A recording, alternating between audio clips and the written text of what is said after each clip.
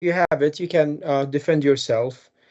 Another answer could be, well, I will deal with the tumor, and later on, after because it might be, if the tumor is invasive, for example, you might do a radical cystoprostatectomy, for example. Oh yeah. So there are too many answers. If I would say, for example, it's a very tiny, small papillary tumor, I may get through it by just resecting it and continue my TURP, provided you give the evidence. If the tumor is big in size or it looks solid, in that case, it is possible that it might be invasive. So I will just wait for the result, because we might go for um, Okay. um, So further treatment, which doesn't require TURP in the first place. yeah, fair enough. And even if it's a small papillary tumor, you can say, I will deal with the tumor and I will come back to the TRP. Okay, so priority is all, because you can justify your answer here, because you might perforate the bladder with TRP, you might perforate the prostate capsule or whatsoever. Yeah, So all answers are acceptable, provided that you can defend yourself. fair enough. Good. Okay, we can start. It's 8:31. Okay, okay.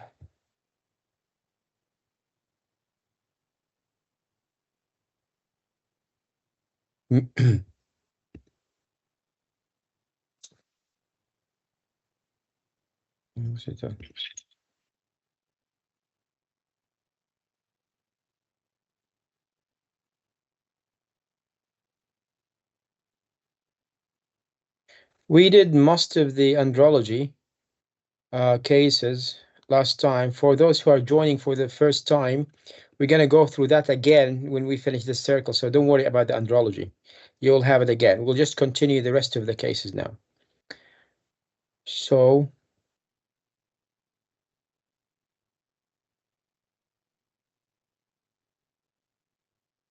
okay, whose turn is it? I can take one. Hello, Mary. Okay, is it possible that I don't want you to look at the screen, Omar. Is that okay? Yeah, I'm already looking at the phone. I'm doing from the phone, so I can see. Oh, brilliant. So for any candidate, don't look at, because I put the answers for you guys, so it helps you.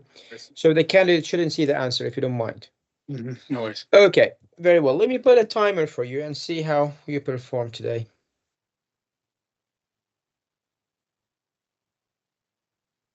Okay, you have a 45-year-old gentleman presented to the A&E department with prolonged painful erection of the penis. How would you proceed with this case? So I will go myself I will go myself without delay to see the patient.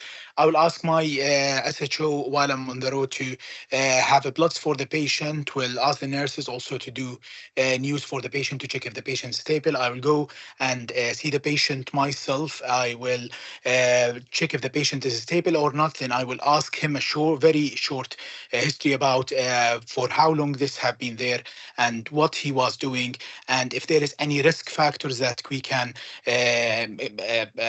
blame or we can expect for the as a cause for the problem, including injections that he can use, any previous malignancies, any previous sickle cell disease, any previous case as this or recurrence of the same problem. Then I will, as this is an emergency and this is a priapism, I will examine the patient with a chaperone. I will examine his penis itself, looking at the rigidity, and also I may do a DRE for him and do neurological exam. Then I will start treatment directly. Once I have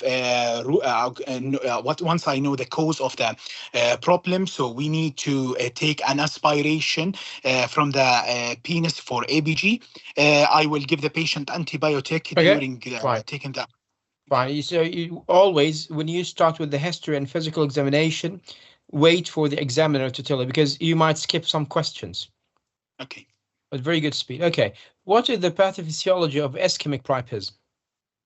So the pathophysiology of ischemic priapism is that because of the stagnation of the blood inside the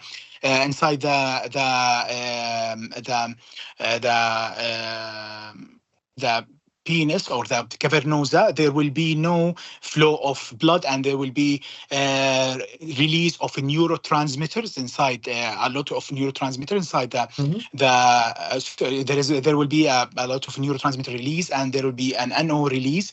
There will be dilatation of the cavernosum. Then after that, there will start to be an oxygenation of the blood inside it. Then will be fibrosis and necrosis.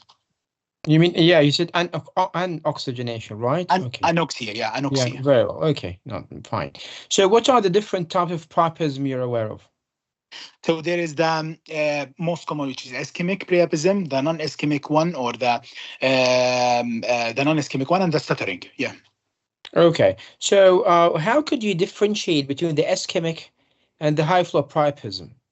So first of all, from history itself, for the cause, if there is any cause, including trauma, including injections, including any procedure that we have did, this is so tell me how most you likely. differentiate. Tell me the causes for each. The causes for each. So for the ischemic one is that malignancy can cause that, spinal cord injuries can cause that, and also the most common cause is the injections that can, like the intracavernosal injection that we give the patients. And sickle cell disease also. The non-ischemic, there will be trauma caused by fistula, AV fistula, like trauma caused by, trauma caused by injection, caused by any procedure that we have did previously on the. Right, very good. Okay, how would you treat a low flow priapism? Take me through the treatment or management. So this is an emergency. I have to start by the by aspiration. After identification of that, I will start the patient on antibiotic. Then, according to the Bowes consensus, 2024, I will start. I will put a large pore needle on the lateral side of the cavernosum. I start to aspirate. What's the size of the needle? So it's 19 gauge, 18 gauge, sorry. Gauge, yeah. Okay, fine. Continue, yeah. So I will aspirate up to 150 ml.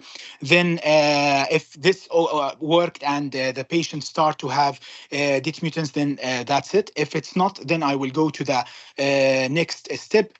Before putting any injection, I will put a local anesthesia, of course. Sorry, I forget to mention that. How you measure? How much would you put? Depending on the patient weight, and usually we will put like 2 or 3 millimeter lidocaine, 1%, with no adrenaline. Okay, okay, fine. I'll ask you about the calculation later on. Fine. So you did the aspiration. You aspirated 100 ml. It's not really working. What's your next step? So I will start using an alpha agonist according to the Bowes consensus. I will start by pseudoephedrine. I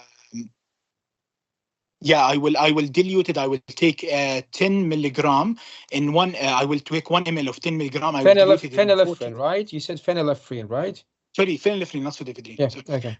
Phenylephrine, yeah. So I will dilute 1 gram. I will dilute 10 milligram according to the box. I will check it in my guidelines, but I will what I remember is that I will dilute 1 ml of the 10 milligram and in a 49 ml of saline. Then I will start injection. I will reach to the concentration of 250 microgram per ml. So I will start injection 1 ml every 10 minutes till I reach to 1,000 micrograms. The patient have to be monitored with blood pressure and pulse monitoring. It can be done according to the consensus on a side room or in the emergency room. Well done. Okay. So unfortunately, it's not working. What's your next step? So my next step is to inform the patient about what's going on and inform him that we will need to have an operation to release this priapism that he's having, or the erection that he's having. I will start by I will consent the patient, tell him about the complication that may occur from the procedure, and I will start thinking about doing distal. What's shunting. The main complication that concerns you? Like, what's the main problem with shunting? So with shunting, the bleeding is a main cause, and the infection and the urethral injury that can occur with a distal shunting. Okay. Anything else like erection wise? Erectile dysfunction that may Of occur. course. I will tell the patient there is a high risk of erectile dysfunction in these Okay. procedures.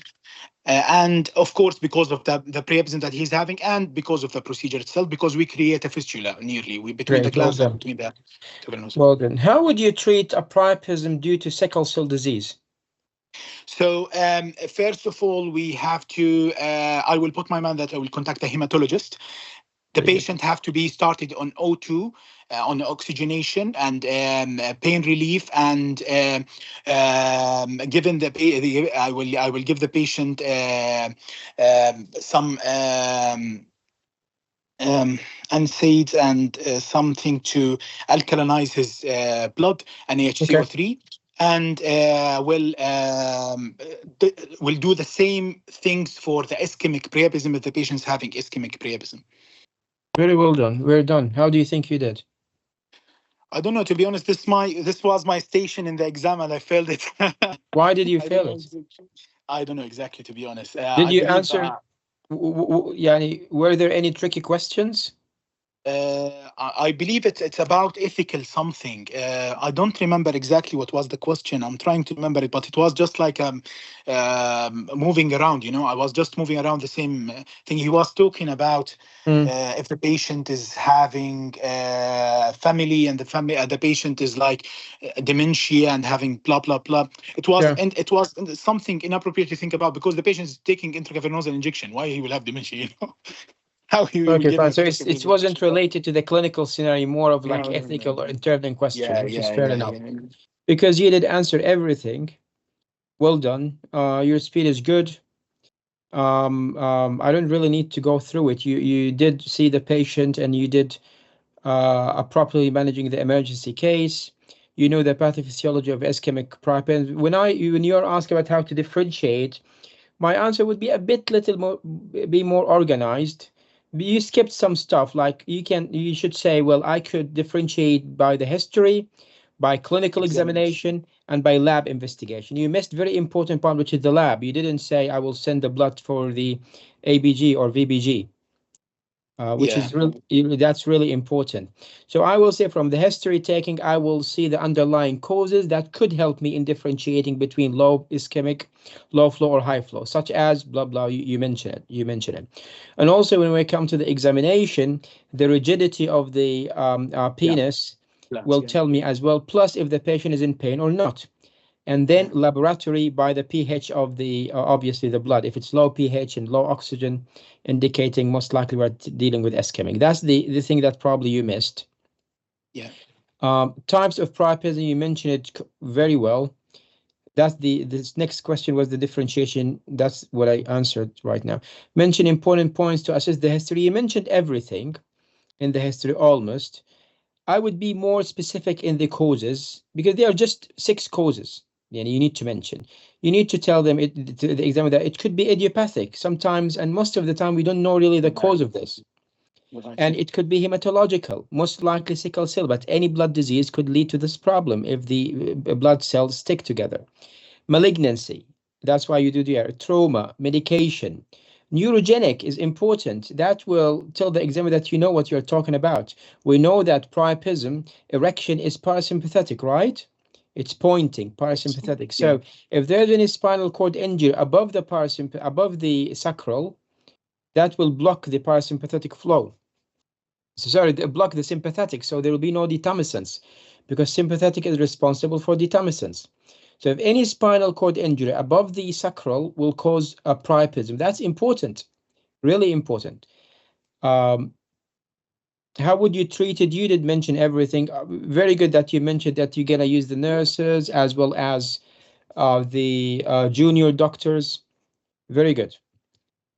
I usually start by saying you did mention the gauge. It's not gauge, the gauge or the needle, which is I use usually 16 French big needle, and then I start aspirating. If it's not working, I usually before starting phenylephrine, I put another needle and start to push a little bit of saline and aspirate. That Yeah, could the thing help. is that this is not mentioned in the consensus. So I've True, tried to. I know true. that this is my usual thing for Right. priapism. That's why about my practice. But what I'm saying is that this is not written in the consensus. So I Fine, don't want to fair add enough. anything. Fair enough. But if you are practicing, there's no wrong of mentioning it because it's not wrong. But if you are stick to the your leaflet, that's fine. That's correct as well. And you mentioned that I wouldn't aspirate more than 150. Fair enough. Very good. Then you will start with sympathomimetic medication, and it's monitored by the cardiac monitoring. Obviously, well done. Then you go for shunting. I would also mention the first thing should be mentioned is always the erection problems because once you create a fistula, there is a high likelihood that he might have erectile dysfunction. So you have to emphasize, you have to show the examiner that you are very much worried about this possible complication to have. The second thing is I would mention also the different types of distal shunt, like either you can say, well, I do T shunt or I do winter shunt. Obviously, if it doesn't work, we might go. We don't do proximal shunt, but it's worth to Yeah. know what is proximal shunt. Obviously, you need to do a the Quackel technique, the Zay technique. Recommend. Just Yeah. pick one and just know about it. Very simple. So Quackel technique is just cavernosus spongiosus connection or fistula formation between both of them. Yeah. Very well done. I think you did very well. This is definitely pass if you're not asked like any intervening difficult question. So, any comment, guys, on our colleagues' performance, Yeah, good or bad? yeah. Can I say something, please? Yeah, go ahead, Yagat. So, with regard to the management, I would have done slightly different, Tell not me. not totally different. I would personally, after giving the painkillers, the local anesthetic, antibiotic, and cleaning, and aspiration, phenylephrine, if the patient is not responding, the further management will depend on the time of presentation. If it is less than 24 hours, 24 to 48, or more than 48. If less than 24, I will proceed to proximal shunt. Not responding, probably consider refer the tertiary center and distal distal and then proximal. But if 24 to 48 hours, I will consider doing an MRI scan. If the penis if there is damage or necrosis to the muscle, then it will be prosthesis. If the muscle is viable, then it will be like the one who presented less than 24 hours. If more than 48 hours, then I'll proceed with MRI scan without going through the shunting. I don't know if you agree Yeah, or. I agree with you, but we mentioned to the candidate that it's a very acute presentation. But I agree with you. I would go if it's more than 48 hours, definitely there is no point of doing the procedure because most likely he's fibrosed. The question is, do we do MRI versus no MRI? Yeah, if you do MRI, obviously it will help more. But sometime if it's more than 48 hours, the chance of necrosis or fibrosis is more than 90% anyway. So they jump for emergency prosthesis, like they put a malleable prosthesis just to prevent fibrosis, and then they will refer him for if he wants to to do inflatable later on in 6 months time. But I agree with you. Your approach is nice if it's not if the timing is not mentioned. So if it's more than 48 hours versus less than 48 hours, using the MRI. That's yeah. Some people use MRI. That's very good.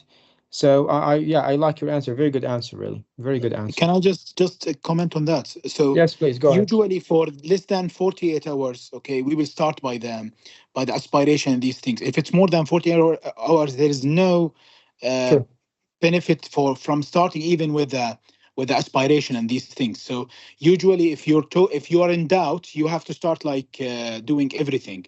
If you are not in doubt and it's more than 48 hours, you have to refer to do MRI and then to see if there is a flow or anything and to refer him to for an early insertion of Yeah. penile prosthesis.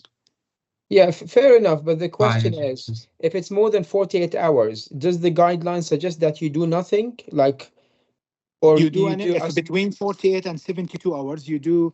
I remember you do an MRI.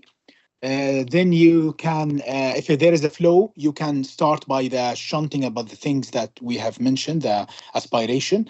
If there is no perfusion, just early penile prosthesis, that's it. So May I What do you just add mean? here, please? Yeah, may I Go just ahead. add here? So basically, regardless of the time of presentation, we do aspiration. True. The I the agree for House that. consensus, the Powell's consensus is all Exactly. about the timing and whether we do an MRI or not.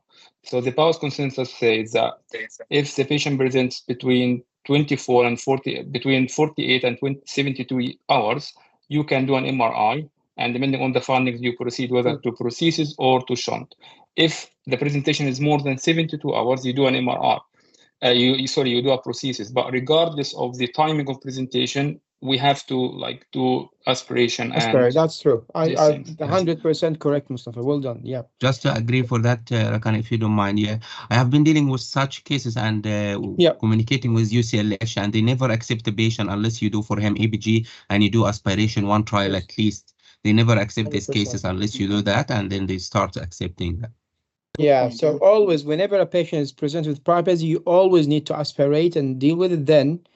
The later plan, it depends on the timing, whether to do MRI versus no MRI, but you can't just ignore a priapism because it's presented later than 48 hours and you don't do aspiration. That never happens. So yeah, I agree with your answer, guys. Mustafa, very well done.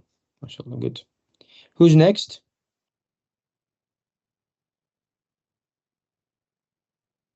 Guys, anyone? I can can have go it. next. Yeah. Okay, Mustafa, let's see. Let me give you a difficult one. So let's continue on this. Just one question, then I'll give you a nice case. What complication can occur after priapism treatment? So basically, the most common Or thing which may priapism happen. generally, yeah. Tell me. Yeah, the most common complication is erectile dysfunction and also penile fibrosis, and penile curvature and Peyronie's disease. Possibly during the shunt procedure, this may cause a visceral injury as well. Okay, fine. Can you tell me how we treat stuttering priapism? So stuttering priapism, it has to be treated in a multidisciplinary team approach. We have to involve the hematology team. The initial steps in management would include managing as an ischemic priapism by aspiration and phenylephrine injection if needed. Then a patient will be on oxygen and also. So I'm not sure about the last one, but That's fine. yeah. Okay, fair enough. Give me a second. Let me just.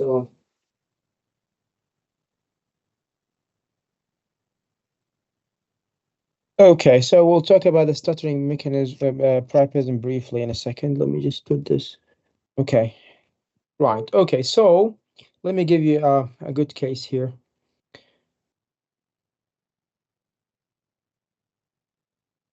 So you have a 32-year-old gentleman presented with a concern about ejaculation too quickly during intercourse. Please take me through your approach. Oh, sorry, I didn't prepare the ejaculatory See, I things, told you so- I'm going to give you a difficult one. Yeah, sorry. Okay, sorry, let me give you another one then. Okay. So you have a 37-year-old gentleman presented to your clinic with a 3-year history of failure to conceive. How would you approach this case? So I will see this patient with his partner in the fertility clinic. First of all, I would like to take history about the partner age and fertility profile. Then I'll proceed to take history from the patient himself, asking about the onset course duration of this problem, any associated erectile dysfunction or ejaculatory problems, his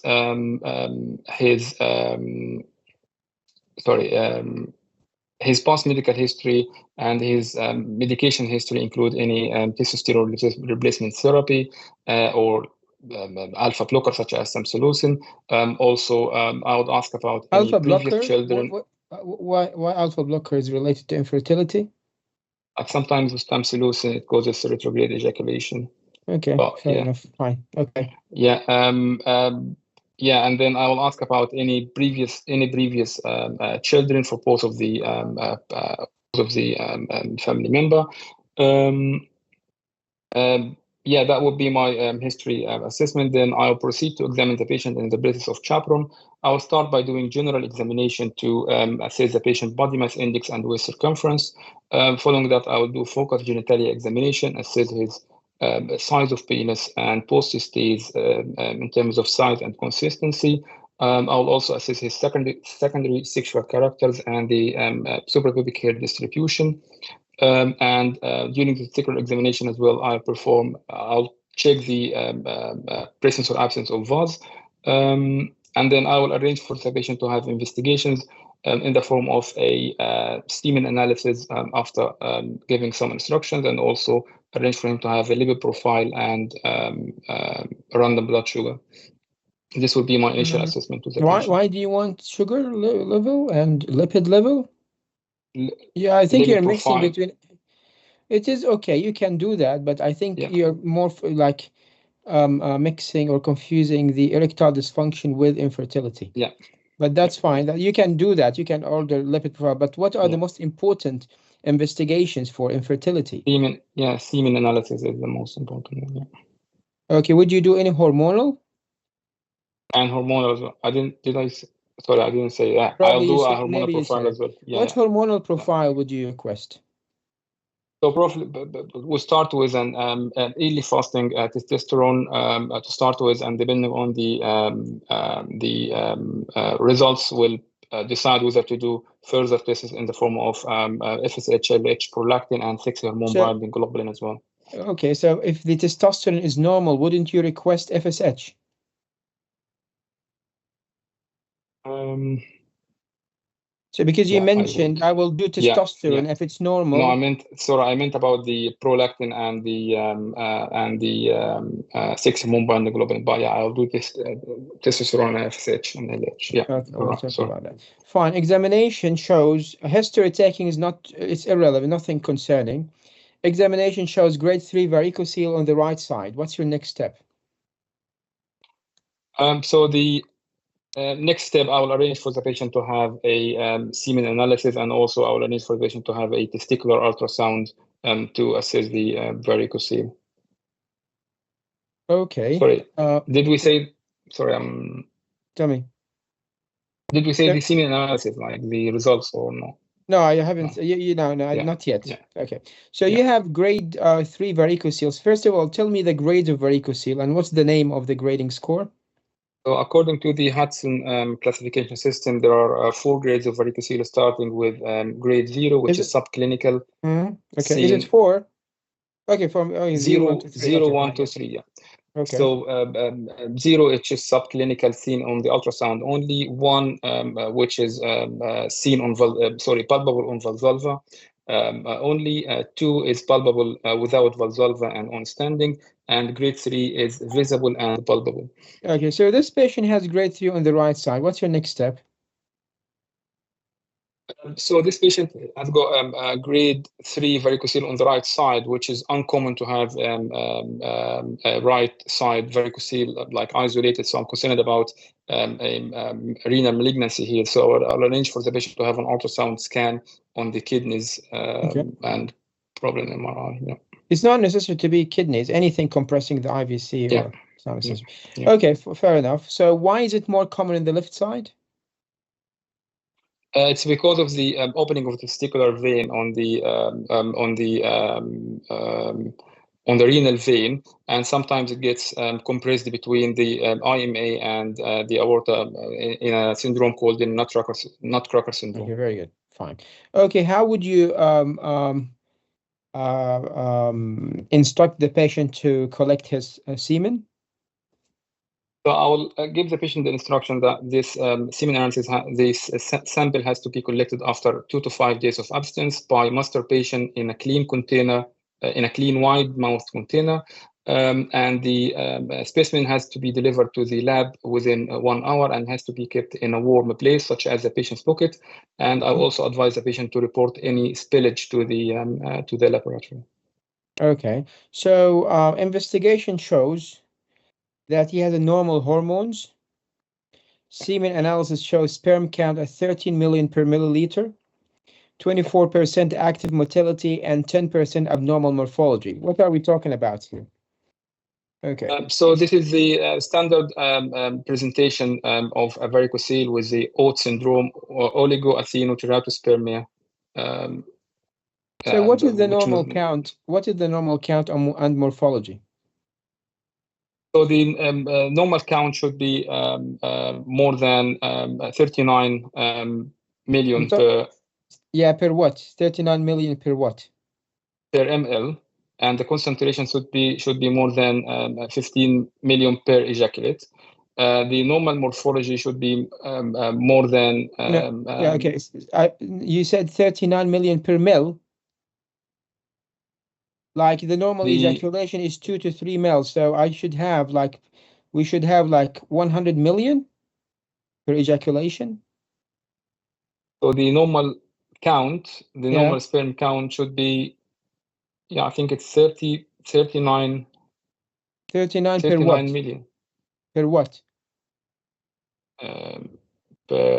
Per ejaculate. Per ejaculate, yeah. Per ejaculate, and 15 million per mil. 15 mils per mil, yeah. Yeah, so we don't really care about the ejaculate, but the ejaculate is different from one person to the other, but we care about the mil. Yeah. So that's why. So can you give me the definition of oligospermia? So the oligospermia is a sperm count less than oligospermia is a sperm count less than 15 million per mil. Yeah. And what about severe oligospermia? If it's less than 10, and if it's less than. Very well. How do you think? How you did? Yeah, I think it just in the investigation part I got confused. I don't know why. I mixed up some things together because I was planning the scenario in my head towards something, but yeah, I think it's just the investigation part I was a little bit confused. Yeah, I agree with you. I agree with you. It's mainly we'll come to it. When I asked you about the stuttering priapism, it's not a very common question, but you could be asked this question in the viva. So stuttering because usually it resolves by itself, usually, most of the time. However, if it's persistent, obviously we'll deal with it as a priapism, but most of the time it's medical treatment. You give the patient either gonadotropin agonist or phosphodiesterase inhibitor, or sometimes you give the patient hydroxyurea if he has sickle cell disease. It's very unlikely to be asked this question, but we were asked this question before in the MU's mock exam, not in the main viva. So you could be asked this question. So it's important to roughly know about it.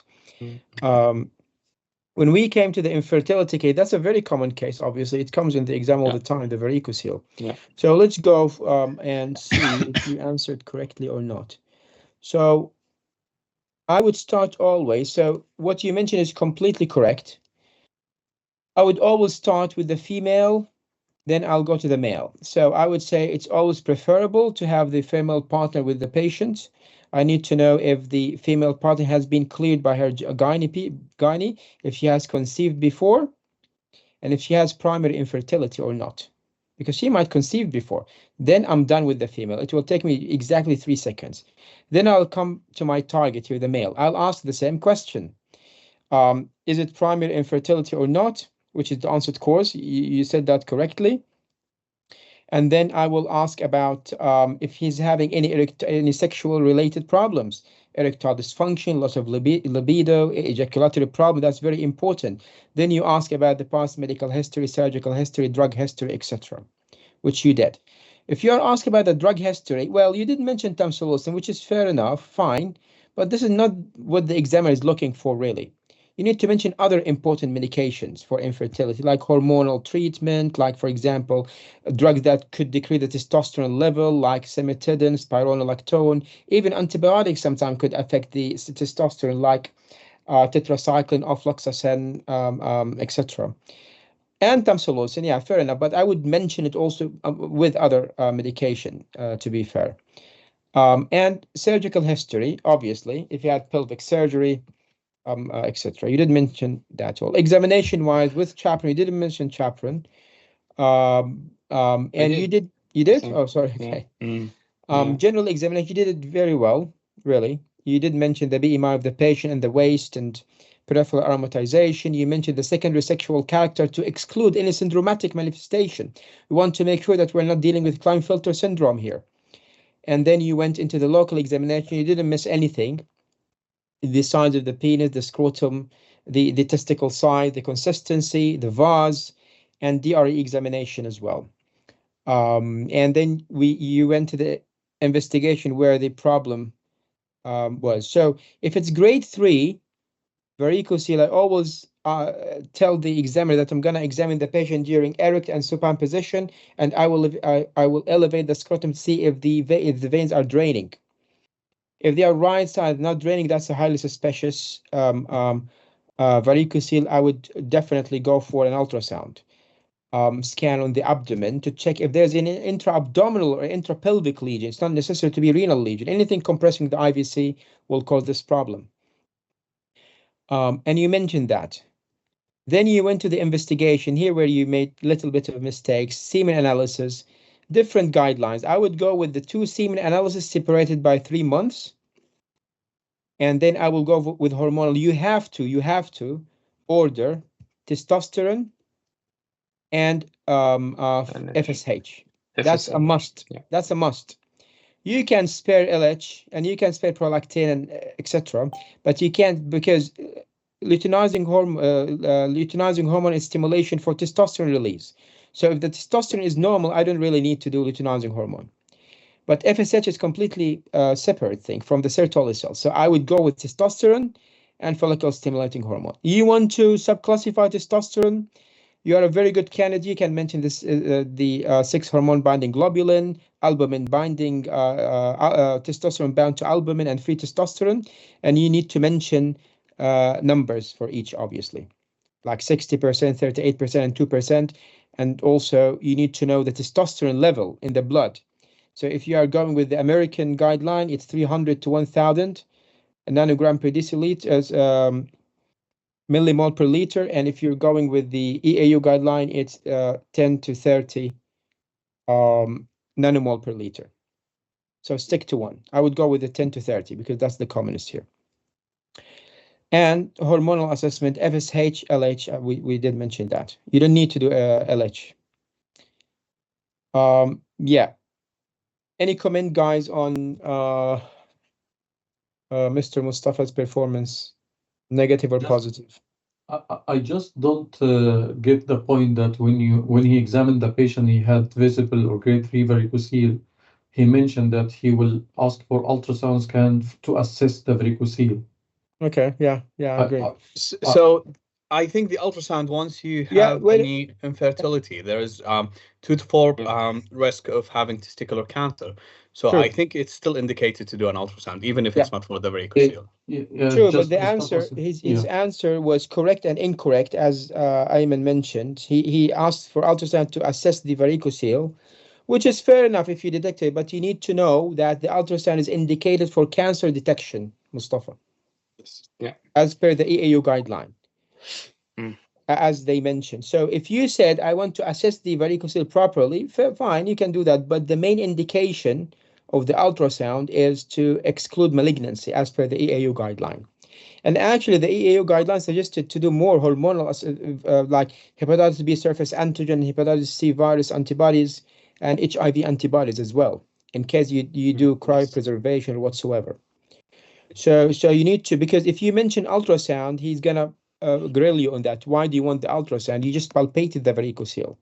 So it is ultrasound to assess the varicocele and rule out testicular cancer, and also ultrasound renal or ultrasound abdomen. Yeah, obviously the renal. Yeah, of course. Yeah, I would. Yeah, that's correct. It's very important to exclude cancer. So for the viral screening, do we need to do this like from the first visit? Well, so that's a good question. In my exam, I did mention it from the first visit. In the EAU guideline, it's not mentioned whether it's in the first visit or the second visit. So I would mention it really. Since it's mentioned in the EAU guideline, I would mention it. It's not harmful really. Yes, Sushrat. I agree with you in terms of viral screening protocol, because if somebody is HIV or HCV positive, there are very limited centers in the country where you can manage their infertility. Sushrat, can you raise your voice? I can't hear you very well. Sorry, what I was trying to say was, I agree with the proposition of doing viral screening on arrival of the patient, because in our country, there are very limited centers which deals with HIV positive and HIV positive patients. Okay, fair So enough. it makes a lot of sense doing, and this is from UCLH. Fine. how Okay. they So do it. right. Okay, that's a very good input. So again, I agree with you because even in the EAU guideline, it's not mentioned if we do it in the first visit or the second visit. It's just mentioned you need to do it for infertility. So I would do it regardless, really. Well done. Very good. I have just a question, please. Yeah, go ahead. Regarding the hormonal profile, if it is normal testosterone from the first test, Yeah. do you need to do it again, or one reading will be enough? No, one reading would be enough. Okay. Yeah. Another thing, the abnormal. It mentioned here semen analysis revealed 10% abnormal morphology. Yeah. Which is still normal, not teratogen, not teratospermia, because we need just 4% or more normal morphology. Is it correct? This is what exactly I wanted to ask about as well. So say that again. Say that again. This mentioned here in the semen analysis 10% abnormal morphology, which means 90% is still normal morphology, which is not teratospermia. Yeah, that's true. So this is a mistake here. That's correct. It's 1%. So it is. So we usually need 4% normal morphology, right? Yeah. So this is 1%. It's not 10%. 1%. Sure. 1% Yeah, it's normal. 1%. And the normal. Yeah. Normal. So it's teratogenicity. Yeah. Oh yeah, I mean teratospermia. Teratospermia. Yeah. Very good, guys. Well done. So who's next? I can try Rakan, yeah. Go ahead. What's your name? Sorry. Mohammed. Mohammed. Okay, Mohammed. Okay, wait a second.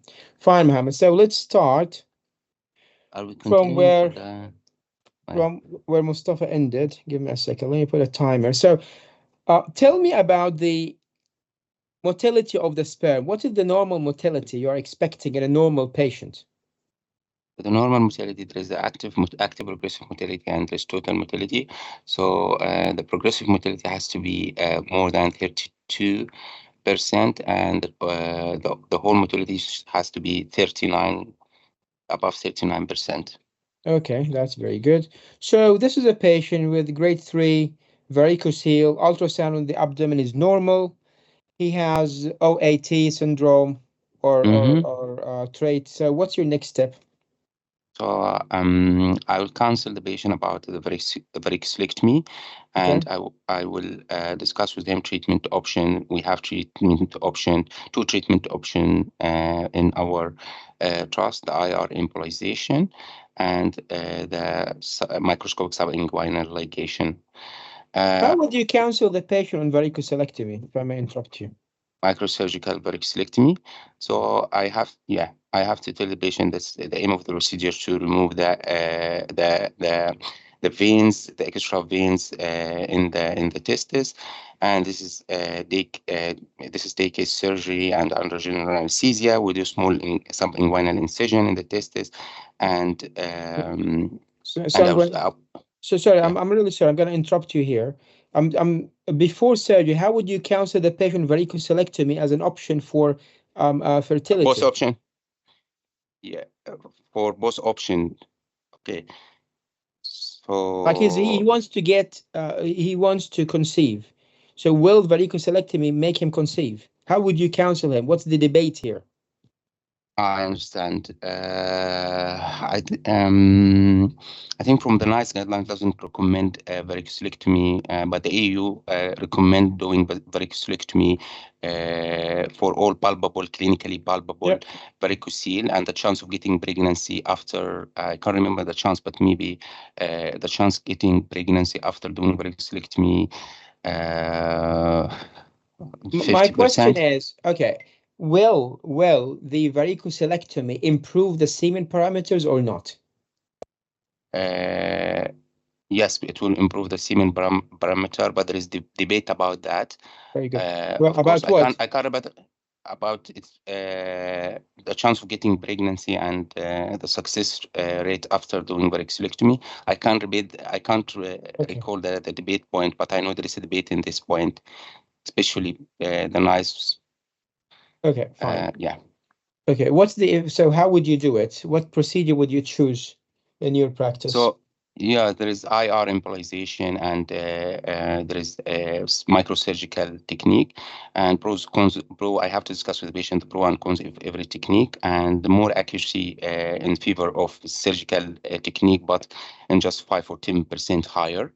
And for the embolization, it's done by under X-ray, and it's done in the interventional radiology department under sedation or local anesthesia, and it's done through the cannulation in the veins, and there is a coil or something to occlude the vein. And okay, just tell me the advantages of embolization and the disadvantage of embolization. So the advantage of embolization is can be done under sedation. You need for general anesthesia, and it's less invasive procedure. And there is no incision, and this is the advantage. And the disadvantage, the advantage also less chance of getting hydrocele after, and the recurrence rate is very low as well. And is no it? surgical. It's a high recurrence rate. Yeah, high recurrence rate. And surgical complication is not, there's no surgical complication like hematoma formation or any scar. Okay. Okay. What about the best outcome with the lowest recurrence rate? This is microscopic. Yeah, the microscopic subinguinal technique. What is the chance of testicular atrophy with microsurgical technique? The chance, the percentage, it is very minimal. I would say less than 5%. 3%. Yeah, very good. Okay. Yeah. Well then. Okay, good. So you have a 32-year-old gentleman presented with early ejaculation. Again, this is the premature. Oh, yeah, premature ejaculation. I can do it, but from my clinical experience, but I haven't studied, sorry, Rakan. That's one of the. Okay, let's take another. But I can do from my experience. Sorry. Okay. Don't worry. It's a very small topic, but yeah. It is a small topic, yeah, I know. We usually ignore it and keep it before the exam. That's fine. 32-year-old gentleman presented to the emergency department with sudden penile pain and swelling after sexual sexual intercourse. Yeah. So what's your differential diagnosis here? So the differential diagnosis are fractured penis. This is one possibility. The other possibility is rupture superficial dorsal vein of the penis. Very good. Yeah. Tell me, what are the important points you would consider in the history taking? So I have to take history about the sexual history and how this happened, and the cracking sound and sudden loss of erection or not, and it was associated with pain or not, associated with bleeding periurethra or not, and how the erection moves after. And I might take also history about the position of the intercourse and the mood of the intercourse. And physical examination, I will assess the patient, and if there is any medication, like any medication to help in the erection, I have to take as well. And then from the physical examination, I have to assess the patient clinically, assess the deformity, assess if there is any ecchymosis, any process, and assess the meatus, if there is any bleeding coming from the meatus or not. And I'll try to feel the defect if it's palpable. And I will ask about patient as well, how is the erection after this happened? Okay. If there was so would you try to feel the defect as well? Yeah, I'll try to feel the defect. Yeah, I'll try to feel the defect, and mostly it is ventral. Ventral. Why is it usually ventral? Oh my God, that's why it is usually ventral. It's blah, blah, blah. I can't recall it. I read it, but I can't recall it. Yeah. Okay. What did the layer get traumatized? So the tunica alpigenia is cut in the tunica alpigenia. Yeah. Okay. So what if you find a butterfly extension of the bleeding, or the ecchymosis? What does that indicate? Disruption of the, I think, disruption of the Colles fascia. Is it?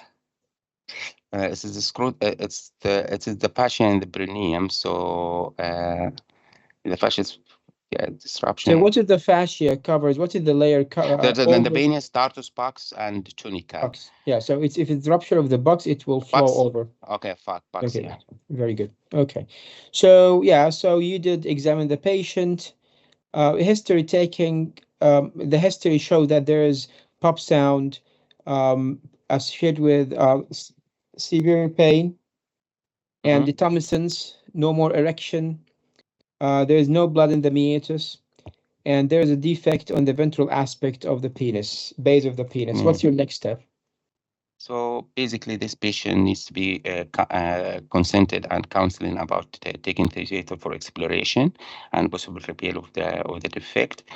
And this one school, this other school, if I'm not sure about my diagnosis, I can do imaging. But if it's acute presentation, so I have to go and explore after counseling the patient. So you're not clear. So what would you do for this patient? Would you take him to the theater? Explore. Or yeah, because it's a clear picture. Yeah, I will explore and repair the defect outcomes after counseling him. And how would you explore? How you'll explore? There is two ways. The recent way using in practice, we do the median raphy or the median ventral vertical incision, and the other one is the gloving technique, subcoronal incision. Okay, you need to tell me which one do you do in your practice? And I don't practice the vertical. I was doing actually the gloving technique, but I changed the practice recently to do the vertical median raphy incision. But it's not a big deal. I mean, it's yeah.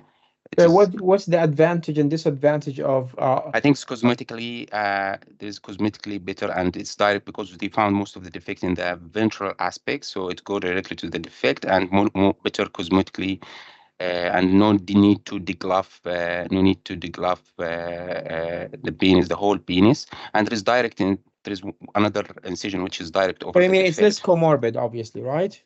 Yes. What's the downside of doing that? Downside means side effects. Yeah, what's the downside? Like, why do some surgeons prefer to do degloving? So the degloving will expose the ventral, the dorsal aspect as well. So we have good exposure to the dorsal aspect, and can go more proximally as well. Okay, what's the chance of finding a urethral tear with the fractured penis? I can't remember the percentage, but I would say 10%. Okay, it's 10 to 20. Very good. Okay, fine. Well, let's continue the scenario. So, what if you can't feel the defect? If I can't feel a defect and there is doubt, I can do some imaging before, like ultrasound. What do you mean what do you mean by some imaging? Some imaging, I mean imaging, ultrasound and MRI as well can help in the diagnosis. Like you will do MRI on the penis, obviously, right? Okay, and how would you do the MRI? How would you, like you need to induce erection, don't you? Exactly, yeah. So how would you do that? How would you do an MRI? Prostaglandin. So do you think he will have erection if you inject prostaglandin E1? No, because if there's a leak, if there is a clear, there's no. Yeah. So how would you do that? You have to benign block. You have to benign tabbing or benign at the root of the penis. I have to tab in to avoid leaking and sterilization. And then so what do you mean by that? Like you tap, what do you mean by tape it? I mean that, okay, no, I don't know about this. That's fine, don't worry. It's just, you just need to strap the penis on the abdomen, that's it. Okay, fine. Just push it backward on the abdomen and take an image as if it's erected, yeah. Because even if you inject it, he will leak. There's no tonica to support it. So how do you think you did? I'd say it's 60%, 70%, something like 6%. Yeah, you did good. You did good, but just the end of the scenario was a bit difficult. But you did very well from the start. So, what are the differential diagnoses? You mentioned it clearly. It's either fractured penis or injury of the superficial dorsal vein. Could you diagnose it clinically? Yes, you can. If you can't feel the defect, most likely the defect is very palpable. It's very easy to feel it. If you can't really feel it, and it's most likely we will what we do is we do an MRI scan if we are in suspicion. Also, remember, if it's not an emergency case anymore, so if the patient comes at night, you can delay it to the morning. You don't need to explore within immediately. 24 hours. Is it within 24 hours or not? I'm not sure about 24 hours, but I know if it's like it's definitely within 12 hours, that's fine. You don't really, it's not an emergency case. Okay, you don't need to operate within the next 3 hours. No, it's not. If you can't feel the defect, there is a urethral injury. Say that again. I believe if there is a urethral injury, I'm sorry. Well, if urethral injury, no, it's a different scenario, obviously. If there's urethral injury, you operate straight away. If there's bleeding coming, blood coming from the urethra, I would operate. I wouldn't delay it. I would do flexible cystoscopy though, and then I will proceed. So differential diagnoses were answered correctly. Important points in the history, the 4 things we always need to mention: the pop sound, sudden pain, detumescence, no more erection. Then you can add more stuff like the positioning of the patient, unfamiliar partner, taking illicit drugs, etc. You can add that, but you have to mention the 4 things. If you miss any, you will lose marks, obviously, as well as the blood from the meatus, of course. How would you proceed? Always counsel the patient about the procedure properly using the bowel information leaflet. So the options here is, so the tricky part is whether to do MRI scan or not to do MRI scan. That's the first bit. The second bit is whether you do degloving or no degloving. So if I'm suspicious a bit, I would do complete degloving. If I can't feel the defect and I'm more toward exploring the patient, I don't have an MRI scan and I need to explore, in that case, I will do degloving procedure with circumcision, obviously. You need to be consented for that, to check the whole corpus and to have proper examination of the urethra. If there's blood coming from the meatus, I would go obviously more prone to do degloving procedure. If I can feel the defect clearly and there's no blood in the meatus, I would go with obviously either transverse or vertical incision. What are the suture you used? So what are the layers you're going to suture? You might be on this question is most likely just the tunica albuginea, unless there's buccal fascia injury. You're going to suture it as well. If there's urethral injury, you're going to suture. What do you use for suture? BDS? Absorbable suture. Say that again. It's not BDS?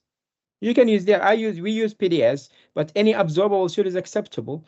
But we use PDS. I thought it's the first layer is tunica is non-absorbable, and then you try to beat inside by the Vicryl or well, there is no rule of thumb for that, really. So, for example, in Leicester, we do absorbable in all layers. Good. In your practice, you do it. There's no like strict indication to use non-absorbable. Instruction from the UCLH guys. We have 2 consultants from UCLH. That's why they instructed me. They put some comments when I did it I did it initially by Prolene, to be honest.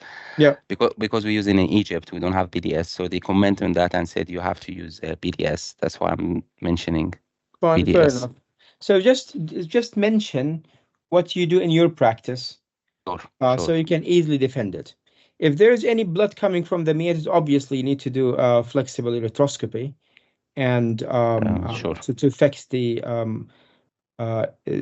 tear. So the question is, would you do continuous or interrupted? Both are correct again. Sure. Oxford, it says interrupted. We do it continuous, so there is no rule of thumb. There's no guideline suggesting that. Whatever you do in your practice, provided it's not really against certain surgical principles, you can just mention it. Sure. This is a very common scenario. It comes all the time, and it's easy. You shouldn't. Sure. It's an easy one. Yeah, I agree. The MRI scan. It's important to know that obviously we don't induce erection. We just strap the penis on the abdomen. Why we strap? Sorry again, Rakan. Why we strap? You want to straighten the urethra as possible as you can. You need to straighten the penis. If you don't like tape it on the abdomen, it will not be straight. You need to straighten the urethra as possible as you can. Sure. So you can know where the tear coming from. The sensitivity of MRI is over 90%. Yep. To detect that. However, the sensitivity for urethral injury is not that good, 70 to 80%. That's why you need to deflex the cystoscopy. Yeah. Yeah, definitely you have to. But that's good. Very well done. Oh, that's good. Who's next, guys? I will take it. Just a quick question, Rakan.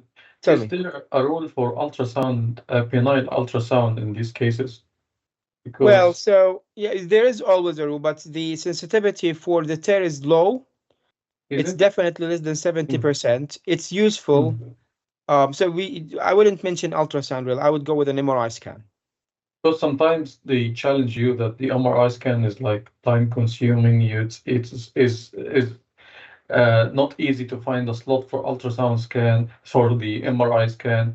Maybe the radiologist will Well, not I be would say confident to ultrasound will be interpret. very difficult to Yeah, it is sensitive, but it's not very good sensitive. It might miss the tear, obviously. So you might say, yeah, there is always a room for an ultrasound, but it's not as sensitive as the MRI scan. So if okay. MRI So scan is available, I would go with it, obviously. okay, because in my practice, because our radiologist is very confident with the penile ultrasound. So in our practice, we ask the radiologist to do ultrasound, and usually he find the defect and he mark it for us. So it will be That's easy for us perfect. to. Yeah, if you do it in your practice, you are all consultants. Yeah, so if you do it in your practice, you can easily defend it. For Yeah, example, I never did an ultrasound, I never requested it, so it would be very difficult to me to justify it or to defend it. yeah, So my answer would be a bit in the gray zone, so he doesn't grill me more. So I would be like telling him the sensitivity percentage, etc. yeah, But because I didn't do it, so I would be more um, toward the MRI, obviously. yeah. Very. And Okay, if I can't find MRI, it's always possible to deglove the penis completely and examine properly that we used to do years ago. Yeah. Beautiful. Okay. Just a quick question. What's the downside of degloving and direct Well, so vertical the technique? downside of degloving, it's more comorbidities, obviously. The patient will have circumcision procedure, a higher risk of complication and bleeding. But the good side of it, you will explore the whole urethra, you'll explore the whole body of the penis, so it's more evaluative. The good side of incising over the defect is obviously less comorbidity, less complication, less bleeding. But the downside is you're not exploring the whole body of the penis, so you might be missing injuries. However, the risk is very low, but still you might be missing some tear. Okay. And just doing the artificial erection, or let's say like tourniquet the penis and do No, you like don't do that, and we you don't do can't do that. that. No, you can't do that on the uh in the fractured penis. Okay. Rakan, I have a question, please, for Go ahead. everyone for discussion. So I worked with a few people who used to give anti-androgen in the post-operative period, and others are totally against this. So I just want to know what you're doing, guys, in your practice. Is it like something you see commonly, or Anyone knows, guys? just Anyone has an experience on that? So I had the same question before, and I was told off not to mention that. But in Egypt, we used to give ketoconazole Yeah, I was gonna after this mention kind. ketoconazole. Yeah, but here I was told not to mention that. I don't know. So yeah, in Jordan, it's only if we you're use concerned if the patient will get erection and break the stitches, you can give, unless otherwise you don't give. yeah, You this is don't give yeah, this is prophylactic. the main this is the main benefit. It's just to give it for temporarily, like for 4 weeks, just to prevent any but erection. are we doing this in our practice, Mustafa? I've seen some people in the UK. Okay.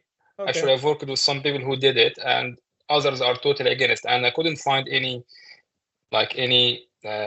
proof on the guidelines to suggest or to recommend against doing this. That's why I'm asking. I'm just not sure about what is the right thing to do.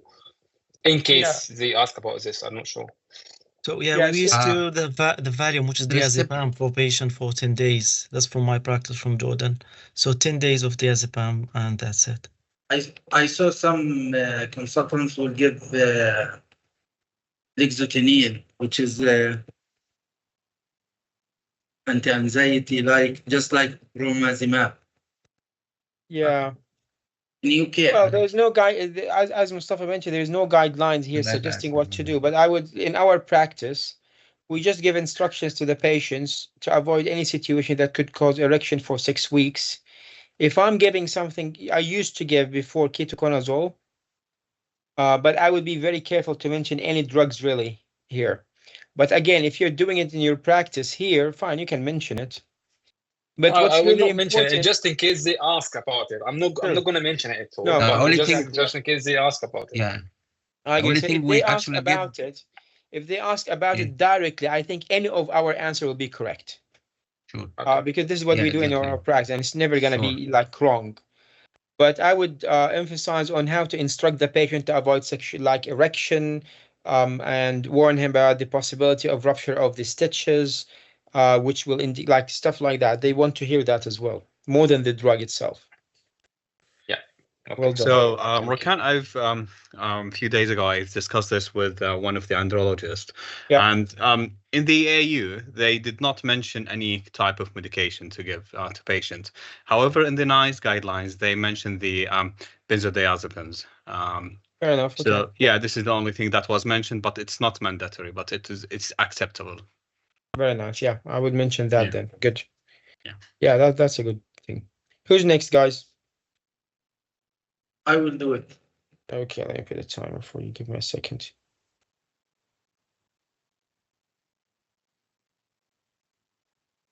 Okay, go ahead. You have a 35-year-old gentleman attended your clinic with 2 years of failure to conceive. His partner has been cleared. History taking shows primary infertility. Examination shows no abnormalities. The patient investigation shows the following: azoospermia, volume is 0.7, fructose is 0, potential hydrogen 6.7, FSH is less than 10, LH is less than 10. Testosterone is 20 nanomole per liter. What's this? Can you tell me the diagnosis From this information, the patient mostly has, let's say, obstructive azoospermia, most likely ejaculatory duct obstruction. Okay. Because of the volume and the pH and the fructose with Okay. normal hormones. What's your next step?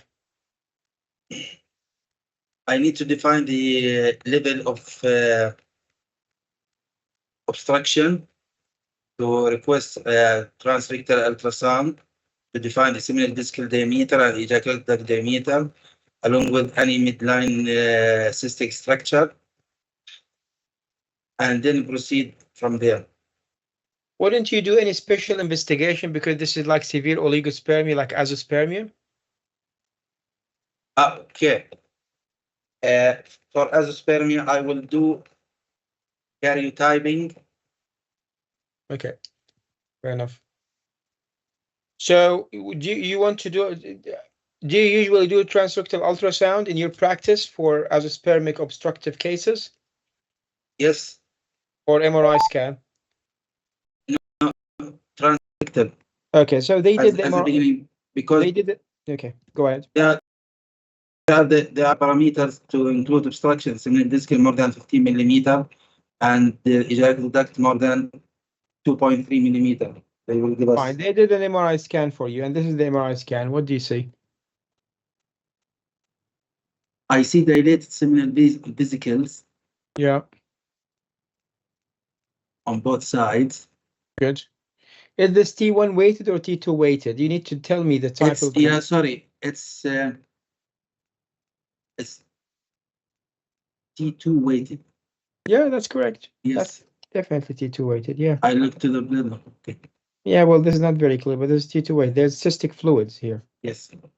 Okay, so there is a dilated seminal vesicles both sides, and I don't have all the images. There's a cystic lesion over the veromontanum area here, but it's I don't have the rest of the images. What's the diagnosis and what's the next step here? The diagnosis: ejaculate duct obstruction. Okay. Due to midline structure obstructing the ejaculatory ducts. Okay. And we need to counsel the patient about either aspiration or the deroofing of this cyst. What? Transurethral restriction of ejaculatory duct. What do you mean aspiration? What do you mean? Tell me more about that. Through using transrectal ultrasound to do with needle to aspirate the cystic structure, try to decompress the structure with success rate very low. Okay, fine. So, what's anything else you would counsel the patient on before you proceed with this procedure, which has a 50-50 chance success and even less? Like, what if the patient's partner is at the age of 40 or 39? It depends. The partner is more than 38 or 39. We need to counsel the patient for assisted reproductive technique and special sperm retrieval. Because okay. mostly the patient will have retrograde ejaculation, and we need to retrieve the sperm from the bladder. Why did you mention retrograde ejaculation here? Because we will, when we resect the ejaculated duct, or no? No, that's unlikely to cause really. Could cause, but like very low chance really. So okay, fine. We'll talk about this anyway. So what is the success rate of transurethral resection of ejaculatory duct for the patient to be released, obstruction released? What's the success rate? Success rate is about 30-40%. Is it? Okay, still 2 minutes left. Okay, so tell me about the normal level of fructose in the semen. More than 15 millimole per liter. Okay, and what is the normal level of testosterone? Testosterone more than 12 millimole, nanomole, sorry. Brilliant. Okay, we're done. So how do you think you did? Not that good, but in the no, you did good section, actually. in the treatment section, it was a little bit chaos. No, you didn't do bad. You did good. Actually, this case is small case. It's supposed to be longer because you should take the history as well as the examination. But because we did that in the previous case, we skipped it here. But I was informed if the history say no primary infertility and yeah, I know. I mean, that's true. You don't need to take the history. Yes. My point is, if you have this in the exam to be a long case, and you would take a history, etc. Yes, okay. But now I'm just giving you just brief yes. histories so we can finish more cases. So yeah, this is azoospermia, low. So azoospermic cases with normal hormones, we are talking about obstruction straight away, yes. Except in one case. Which Late case is that? maturation arrest. Very good. So, and it's unlikely in the exam, but it's possible anyway. So azoospermia with normal hormones, we are talking about obstruction. Should we go for more for advanced investigations because this is azoospermia? And if, yes, we have to do karyotyping for anything less than 10 million. Yes. And this is azo, so you have to do karyotyping. Yes. So this is low volume. So always assess the volume and the fructose. Low volume and no fructose. Obviously, this is obstruction of the seminal of the ejaculatory duct. This is the vase, and this is the seminal vesicle. So obstruction is here, and causing swelling. So what would I do for that? So I need to update the patient on the diagnosis. So I have to say here, this is an MRI scan showing dilated seminal vesicles, T2 weighted, obviously. And in the other T2, images, Rakan, sorry to interrupt. Why T2? How do you know? Well, this is fluid here. Fluid is bright. Oh, the fluid is white. Yeah. Okay. Yeah. And I have the other image, but I did not unfortunately upload it. I'll upload it next time. So there's a big mass at the tip here of the seminal vesicle. So it's obstructive. azoospermia, obviously. So how would I proceed with this? Always remember, you need to bring the patient back to the andrology clinic, counsel him, show him the images, tell him about the most likely diagnosis, and then I will check if I need to go with assisted reproductive technique versus constructive surgery. The success rate of constructive surgery is 50% success rate with less than 35 to 40% pregnancy rate. So it's not that um, um, high success rate. So I need to know whether the patient is aiming to have more than one child, for example. In that case, definitely I need to go for reconstructive technique. If the patient's partner is young, younger than 30, for example, in that case, I will go for reconstructive technique. Otherwise, I will definitely go for assisted reproductive technique. Is it Yeah. reconstruction here? Is that you mean that you are Yes, ED? yes, transurethral section of the ejaculatory duct. If you are going for success rate that, is 30 to 50? Success rate is 30 to 50. 50%, 50%. Okay. If you are going for the surgery, on the day of the surgery, you do transurethral, transrectal ultrasound with aspiration from the seminal vesicle to see if there are sperms or not. Because if there's no sperm, there's no point of doing all this. Vasography. You need to do vasography to make sure that there is no proximal obstruction. So I go with transrectal ultrasound. I do aspiration. If there is sperm, beautiful. I will inject methylene blue before I go for transurethral resection of the vira. If there is no seminal there is no sperm, in that case I will do vasography to exclude proximal obstruction. As simple as that, and then you get the full mark. Don't. So how would you do vasography? So different technique in that. If you're aiming for vasography, you have to open. You have to explore the vase and inject the vase itself, and that would be a very good chance. If you can do in that case a microscopic microsurgical epididymal sperm aspiration. MESA. Yeah, PISA. That's the only not PISA. MESA. That's the only indication to do MESA if you are exploring. Otherwise, if you want to take any sperm from the epididymis, like for example, in the absence of the vase, you do PISA, you never do MESA. Okay? In this scenario, we'll do PISA because it's obstruction, correct, Rakan? No. What do you mean? Say that again? In this obstruction scenario, yeah. we will go, if you want sperm retrieval, you go for PISA. Yes, I go for PISA. Yeah. Obviously. Under local, this is under local? Under local, yes. Sure.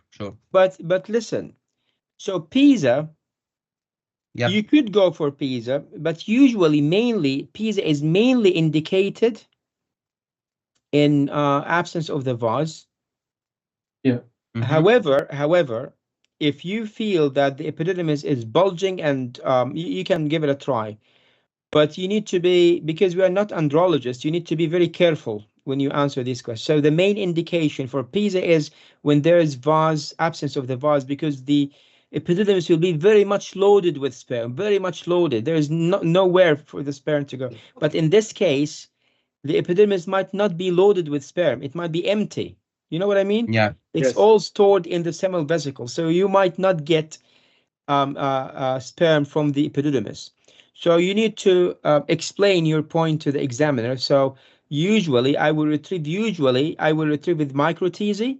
But if the epididymis is, I'll give it a try. If the epididymis is bulgy, I will give it a try to do PISA as well. Okay? Sure. So for vasography, you mentioned two options, either open technique and do vasography, and what's the other option? No option. That's the only option to do vasography. Okay. Yeah. I don't know any other option really. Yeah. Okay. That's if you can't retrieve sperm from the. Yeah, tell me, Paul. Sorry, I have a very stupid question. What MRI is this? Should we request it as MRI pelvis? Yes, MRI pelvis. And I would put on the notes seminal vesicle assessment. So, well, usually it's MRI prostate. Please comment on the seminal vesicles. I requested it many times, really. Thank you. No worries. So that was a Please, good Rakan. case. Tell me. Yeah. So in the context of having an obstructive azoospermia with suspected ejaculatory duct obstruction, do we have to do micro TZ before the transurethral resection of the? No, why would you Because do you that? said because you said about we have to make sure the sperms are there are sperms before doing the procedure, or am I confusing things? Yeah, no. Wait a second. So you're talking about distal obstruction, the ejaculatory duct obstruction, right? Yeah, ejaculatory duct obstruction. Yeah, right. you need to know if there are sperms in the seminal vesicles. So you go transrectal and aspirate take from the specimen seminal from vesicle. from the seminal vesicle. Yeah. Yeah, Yeah, from the sorry, seminal. got you. Let's say there is no sperms. In that But case, there's no point. There's no point. There's no to do it, point, yeah. exactly. You know, so Yeah, you go for yeah. vasography to see where is this Yeah. obstruction. Yeah, got you. Thank you. No worries. Let's see. Sorry, Rakan, one question before, if you don't mind. Yeah, about the vasectomy, can you just, if you don't mind, mentioning the debate about the yeah, question? yeah, good. You mentioned that. Very good. Okay, It's very important, yeah. Of course. Let me see. There's a case came in the exam, dry ejaculation. This is really important. Experience.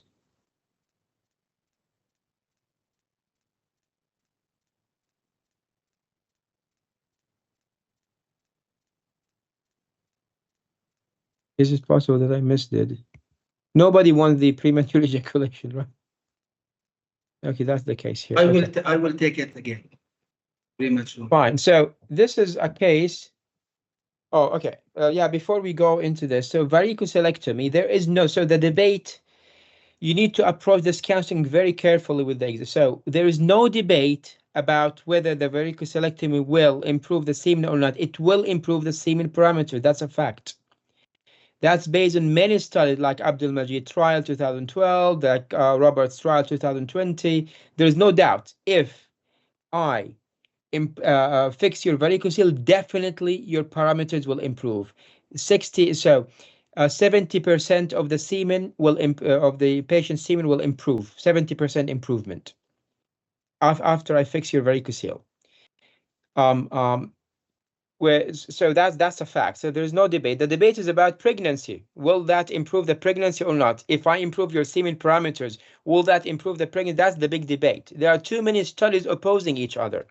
Like you all know about ever meta-analysis, after multiple revision, they stated finally that the pregnancy is improved compared to non-varicocelectomy cases, 20 versus 35%. That's a good outcome. So you can use that to defend your varicocelectomy. There's a tricky part about the NICE guideline. It is true that NICE guideline does not recommend varicocele, but not in such case. So if you have a patient who's infertile with palpable varicocele and there is no any other cause, yeah, you can go for varicocelectomy. NICE guideline doesn't oppose you. Okay? As of course, your guideline is very liberal in that, like it pushes. So NICE guideline is not against varicocelectomy if it's the only obvious cause, like palpable varicocele with abnormal parameters, and there is no any other cause. What the NICE guideline is against, if there is ultrasound detecting varicocele and subclinical or grade 1 varicocele with other, like it hasn't been investigated thoroughly, in that case you can consider the NICE guideline as opposing the varicocelectomy. But if there is very obvious, like grade 3 varicocele, because I had a discussion with Pete, one of the fellows in Manchester. He's doing andrology fellowship last year. Peter Grice, is it? Yes. Yeah. Peter Grice. He was my senior fellow, my senior during the training. So he mentioned to me, it's very gray zone, but he mentioned to me if it's grade 3 clear varicocele, the NICE guideline doesn't really oppose varicocelectomy if it's the only obvious cause for the abnormal semen. So you need to be aware of that. But from counseling point of view, I would say you need to show the examiner that you know about the that the varicocelectomy will improve the parameter, but the debate is always about the pregnancy rate. Okay. Guys, do you want to take like 7 minutes break? Yes. Okay, go ahead. Fine. Okay. Yeah, Okay. go ahead. I noticed Mu'taz mentioned if there was an ejaculatory duct cyst, some people actually do transrectal aspiration. Yeah, you can Shall do we that. mention that? Or... Of course, yeah. If you can do that, obviously, but there is a high risk of recurrence. Do we have a success rate or recurrence rate? Yeah, there is any cyst, any aspirated cyst has a risk of recurrence to re-swell again. I don't really know the risk, but if this, I would say, well, it's tricky really, but if this cyst is bulging to the area of the vero, I would resect it really. But if it's away from it and causing obstruction and it's not easy to be resected transurethally, then you can aspirate it, obviously. Yeah. Okay. Cysts are always recur 100% within days. Yeah. Well. With aspiration. Yeah. Any cyst is liable to recurrence. Yeah. True. Another question. Shall we investigate the ejaculatory duct like an obstructive azoospermia with an ultrasound more or on an MRI from the start? Well, so I don't think they do. Well, if you have an ultrasound, I would go with transrectal ultrasound first, to be fair. But recently, I realized, like in a trust, they do MRI straight away. Like in Manchester, for example, they do MRI scan if they suspect that. I'm not really sure about if we have any andrologist here in this course to enlighten us, but in the exam, I would go for transrectal ultrasound. I think practically the radiologist, when we ask for transrectal ultrasound, they ask us why not you go for MRI scan. It's like radiology request. So I started to shift to MRI scan based on the radiology request. Yeah, when I went to Manchester recently, they do MRI scan straight away. But I thought maybe because they are very like specialized center, but I agree. Like MRI is more specific. It will tell you the answer straight away, no confusion. It will tell you also the cause of the obstruction, not like sometimes the ultrasound doesn't really tell you exactly what's the cause of the obstruction. It could miss the cyst, etc. It will show you obviously the seminal vesicle, the dilated seminal vesicle. But if you have, for example, ultrasound access in the clinic, like you can do the like what we do in transrectal biopsy of the prostate in the same while you're running the clinic. You can do that in some trust. If you have this access, you can do transrectal ultrasound just to diagnose the swelling of the seminal vesicle. Yeah, got you. Who's next, guys? Just a quick one, Rakan. Can I ask a question, Rakan, just to clarify one area? Go on. Hello? Guys, can you hear me? I can hear you. Can you hear me, Rakan? Guys, can you hear me? Yes, I can hear you. Yes. Hello? Yeah, we can hear you. Yeah. Yes, we can hear you. I can't hear you, maybe. Rakan, can I ask a can't question, hear you, please, guys. before you get to the next? Can someone speak? Hi, Rakan. I think we can hear you, but you cannot hear us. I can't hear you. I don't know what's going on. Let me see. Stop sharing. We can hear okay, you. can someone speak again? We can hear you. Can you hear us? No, I can't hear you. There's something wrong. James Bond.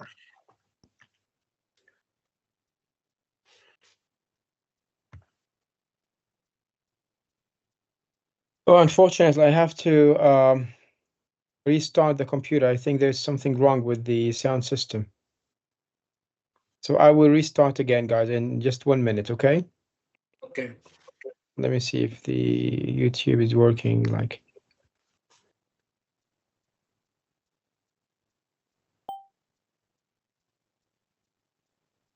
Okay, it's not working. Fine. Okay, I will restart, guys. I will use the same link, hopefully.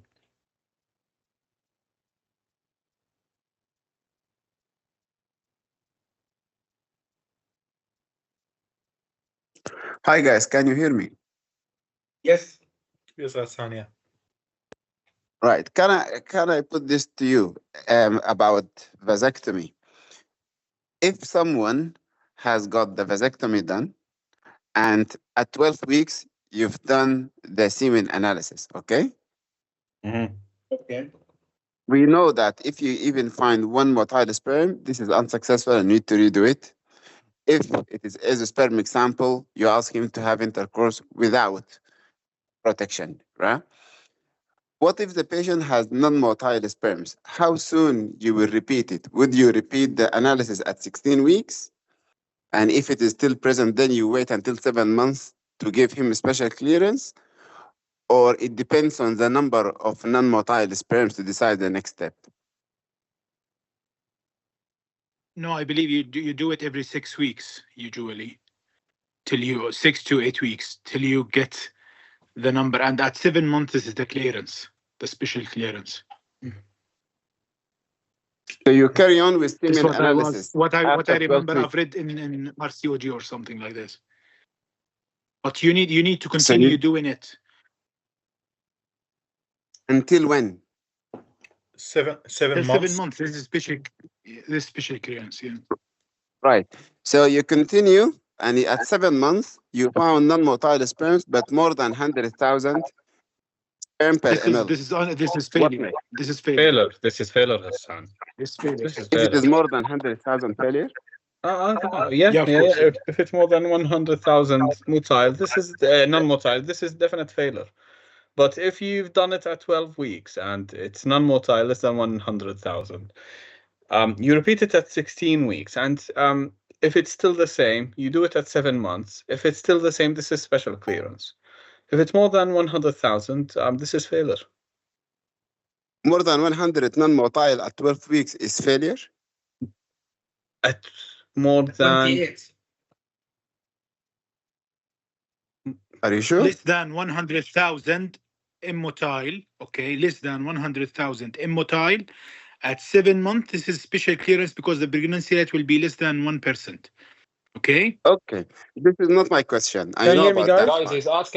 he's asking about more than 100 motile in the first This is analysis, failure. Non-motile. This is failure. Non-motile. He's This is asking about failure. non-motile. yeah, non-motile. This is also failure. Guys, can you hear me? Yes. Yeah, we can hear you. Can you hear us? Okay, good. Finally, okay. Okay, let's do the sharing. Just Ghassan was talking about a good question, to be honest. Yeah. He was, yeah, if you want to talk, Ghassan, yeah. Right. So we know that at 12, after vasectomy, we do the first semen analysis at 12 weeks. If there is one motile sperm found, this is failure. We need redo. If it is azoospermic sample, we know it is successful, then the patient can carry on with an unprotected intercourse. But if the patient was found to have non-motile sperms, how often we need to repeat until we get the special clearance to 7 months? And if at 7 months it is more than 100,000 non-motile, would you consider that failure, or what is it exactly? Failure. Of course. Well, the rule is very the rule is very clear. Less than 100,000 non-motile give the special clearance. So if it's more, that's failure. Even if it is at 12 weeks, you consider it failure? 12 weeks? Yeah, if at 12 weeks you found more than 100,000 non-motile sperm, is that failure? Well, I don't know really, to be frank, but I You would wait say for another weeks. You wait for another few weeks and repeat it again and see, hoping that the number of sperms will reduce. Yeah, I Well, remember I've read it in Pocket Guide for Urology. in Pocket Guide for Urology, in the they mentioned that if it's more than 100,000 immotile, you have to repeat it on till you reach 7 months. If it's still more than 100,000, then this is failure. Because the number will continue to decrease with time, with timing. Sometimes it may be because the sperms that are still in vas. Sometimes because there will be some what we call it, cyst or something like this, dilatation in the vas itself. So they will contain more ejaculation during till 7 months. So after 7 months, if it's less than 100,000, this special clearance, more than 100,000, even if it's immobile, this is failure. Yeah, that makes sense. This is what I said. Yeah, Yeah. correct. So how often we need to repeat the semen analysis then? 4 to 6 weeks. No, I know what you mean. You mean after we found that there is immotile sperm, you mean, right? Yes. Well, you need to wait for 7 months. So you get the first one at 12 weeks, and the second one will be at 7 months? No, it's not. No, you do it at 12 weeks, right? Then 20 weeks. Then if there's still immotile, you wait. You can't give the clearance before 7 months. This is my understanding. I don't know if there's any andrologist here can help us with that. Okay, so 12, 20, and possibly 28. Right. Maybe Mustafa knows one, that because they do it in Northampton, I think. What do they do in Northampton, Mustafa? So we do at 12 and 16 weeks. And then if both don't show azoospermia, they repeat it at 6 weeks. And then if the third one showed no azoospermia, they wait for the 7 months one. Yeah, well, the difference is To be honest, modification. there is no like solid rule. You can do the 12 and 16 or the 12 and 20th, but the solid rule is 7 months. 7 months is the exactly. Is like so in Leicester we do it 12 and 16 and 20. Yeah. So in Northampton you do it 12 and 16. 16, and if it's still motile, non-motile, in that case you do it at 7 months, really. Yeah. Because you're not going to bring the patient every 6 weeks and do it. You just wait for 7 months and just do it. That's correct. So what I understand from what you say, guys, if there are non-motile sperms at 20 weeks, regardless of the count, you repeat probably at 20 weeks, 16 or 20. If there are non-motile sperms, regardless of the count, do it at 7 months. And if at that stage, if less than 100,000, then you give a special clearance. If more, this is failure. Am I saying it right? This is what mentioned in books. This is the textbooks, or the Donati or my notes. Yeah. Okay. Because the point is, what if you do after 6 weeks or whenever, and it's less than 100? Still, it might increase. You don't know. You know what I mean? Yeah. Like if you, because it's not mentioned after you do it's not mentioned the number of non-motile after the 20 weeks. So even if there's just 1,000 non-motile, you have to wait for 7 months. Yeah, Rakan. So the first 2 samples, you aim for an azoospermic sample. You don't aim for any immotility. You aim for an azoospermic sample. If there is no azoospermia, then you have to wait till the 7 months one. True. But the first 2, you aim for azoospermia, not immotile sperms. True. Yeah. Is that clear, Gashan? Gassan? Yeah, Rastan, yes. Okay. One more thing, Rakan, about the point you mentioned in the vasography. Yeah. So, if with transrectal ultrasound of the seminal vesicles, you found no sperms, obviously there is no point in TURID, and then you go ahead to find if there is proximal obstruction, right? Yeah. So that's true. Do you do the incision at the scrotum and then you find the vase and inject there? Or how do you do it exactly? And do you do MESA at the same time? Yes, I would do MESA at the same time. And I can look it up for you. I didn't do it. I didn't go this deep, but I assume that you do scrotal, obviously. Because if you want to do MESA, you would do scrotally, obviously, right? Yes. So I would do it, and it's easier. So just go scrotal incision and deliver the VAS and just do vasography. Obviously, you're not going to do inguinal approach. It will be very comorbid. Why would I do that? So I would do scrotal approach, do mesia at the same time to retrieve sperms, and to see. That's as simple as that. Okay, thank you. Anyone ask this question in the exam, guys? Like such questions? So I had this case in my exam, and they didn't go that far, to be honest. It was first at 12 weeks, less than 100,000. Yeah. I repeated that at 16 weeks, was still less than 100,000. So I just said, yeah, he'll need special clearance at 7 months. If it's still the same, I will give him special clearance. They did not ask any other questions. They didn't go Yeah, it's that very far. unlikely to go Yeah. that deep. But if Yeah. they go, it means you did very well. So it should be really straightforward. Very good, guys. So let's take this one. Who wants to go with this? Whoever take the case, guys, don't look at the screen because all the answers are on the screen. I will take it. Okay, so let me give you a better one. Okay, who wants to go with premature ejaculation? Or you know what, let's take this one. Who wants to go with the dry ejaculation? Okay, anyone, guys. I know it's a difficult one. I will take. Okay, go ahead. You have a 45-year-old gentleman with a concern about no semen during orgasm. Don't look at the screen. So what are the main two types of dry ejaculation? Let me put you a timer. Either retrograde ejaculation or an ejaculation. That's very good. Okay. So enumerate common causes of dry ejaculation, please. It can happen with the spinal cord injury or post retroperitoneal lymph node dissection, which will cause retrograde ejaculation dissection. And sometimes it's associated with psychological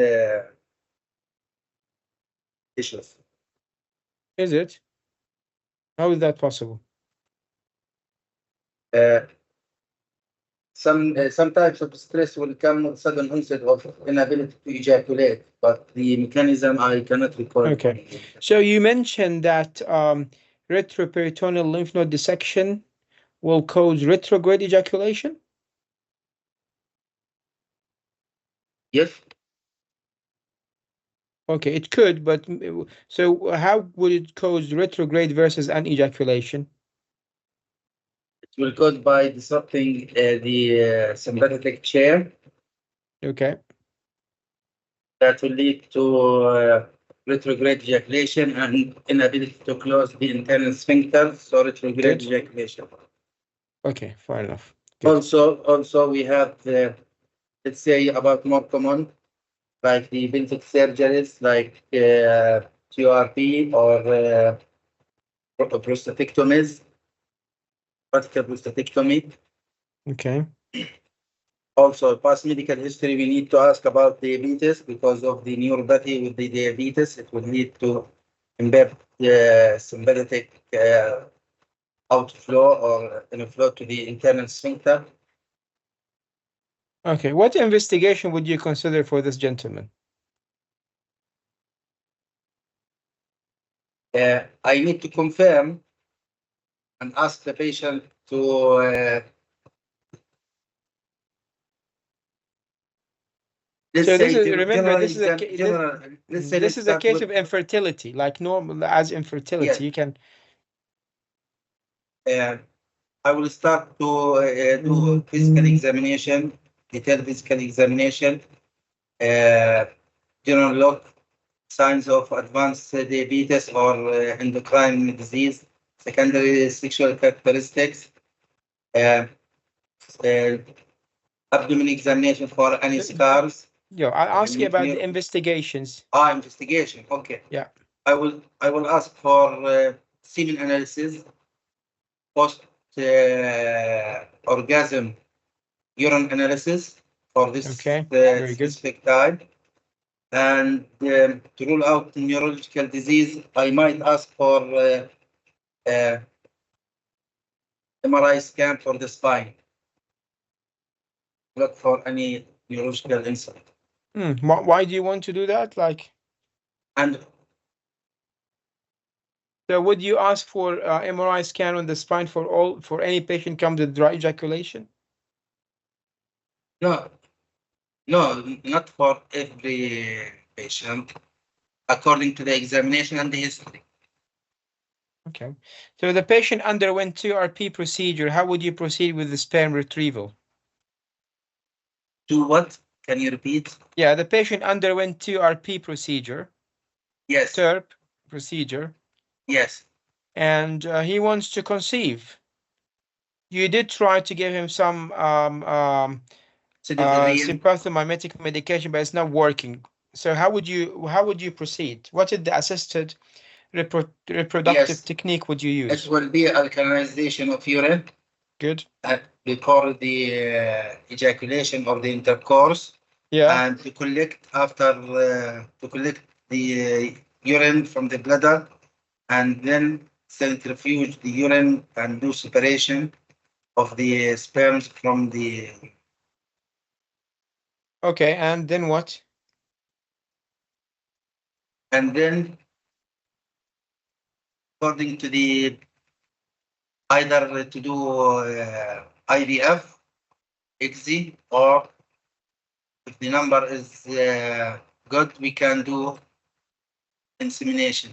Very good. So what is the number required for insemination? I think 12 million at least. Yeah, very good, 30 million. And what about IVF and intracytoplasmic sperm injection? For IVF, I cannot recall the number, but for the intracytoplasmic sperm injection, at least one sperm. Very good. One sperm is enough. For IVF, you need 1 million. Okay. And it should be good motility, obviously. Yes. So can penetrate. Very good, guys. Well done. So dry ejaculation. So how do you think you did? Still, there's too much time left. I was not expecting dry. Right. Okay, let's take the other case then, since there's too much time left for you. Let me see how much time left. So, okay, so the 32-year-old gentleman presented with premature ejaculation. What is the definition of premature ejaculation? Premature ejaculation is a persistent or recurrent ejaculation with minimal sexual stimulation before or on or shortly after penetration, before the patient wishes to. So what is the timing? What is the normal timing? It depends if it is lifelong or acquired. Lifelong within 1 minute of vaginal penetration. The acquired less than 3 minutes. That's very good. So how would you approach this case? What history would you consider? How did you take the history? Do you take the history? I will see the patient in the clinic, ideally with the with the partner, to assess the satisfaction and any intercourse issue. But I will focus on the onset and the duration and the progression of this problem. Yeah. Any previous medication or any medication used to treat this or not? If yes, what type of medication? And ask about past medical history and surgical history. And I might use the premature ejaculation diagnostic tool. Oh, that's good. Good. It will give us a clue about if there is how likely the premature ejaculation to be present or not. Okay, very well. So, okay, so how would you treat this patient? It depends. If it is acquired, we need to treat the causative, the cause. If it is live, and to give instructions and behavioral treatment before going to medication. But if it is lifelong, I will start with the medication immediately. What medication are you talking about here? We are talking for selective serotonin reuptake inhibitors like duloxetine or paroxetine. Any other Any other technique you can use, non-medical technique? Yes, in the psychological or behavioral, we can stop, pause, or stop squeeze method. That's very good. But it will need the cooperative partner because it needs time and discussion and communication with the partner. Well done. I think you did very well. Those are one time to be good. No, you're always good. But this is it's easy but difficult at the same time because you don't expect these cases in the exam. But I think dry ejaculation came in the last exam. Is that correct, guys? Whoever did it? Someone told me it came in the exam, really. I had it, yeah. Oh, you had got it as well. Wow, okay. Anything different? Any abnormal, like weird questions, difficult questions? No, I just didn't progress, so I'm not quite sure. Say that again? I didn't progress, so I'm not quite sure what the question was. Well, it's just simply just go as infertility case. So it's all about dry ejaculation is easy because it's all about like they are very solid questions. They want to know if you know the causes of dry ejaculation, the types of dry ejaculation, and how would you perform assisted reproductive technique, as simple as that. So you did mention I've tried from memory, but like I couldn't. Yeah, I know. Proceed If you as haven't if you're revised not preparing it, if you're not preparing it, it's difficult. Yeah. I agree. It's difficult. So it is important to know that there is retrograde versus anejaculation. And when I think Ahmed was doing the case, or I got this case in my exam. It turned out to be diabetic retrograde ejaculation. And they said that the patient thank you that you have diagnosed his diabetes, because I was saying the differential diagnosis. Then he turned out to be diabetic eventually. Yeah. And then we went through the how to do the assisted conception techniques and these kind of things. Yeah. Yeah, it's all about how you do the assisted reproductive technique. So retrograde versus anejaculation. If you do retroperitoneal lymph node dissection or retroperitoneal injury, if you do complete injury to the sympathetic chain, you will have anejaculation, which means because you know the sympathetic supply, the sympathetic system supply the seminal vesicles as well. So it's not only about retrograde ejaculation. You might have the seminal vesicles not pumping, not squeezing. So that will cause complete anejaculation. That if you lose the sympathetic nerve completely.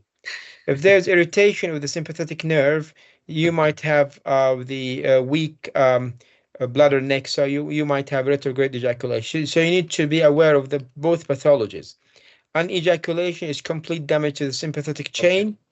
Antegrade, so there will be loss of antegrade ejaculation because there is no seminal vesicles cannot squeeze.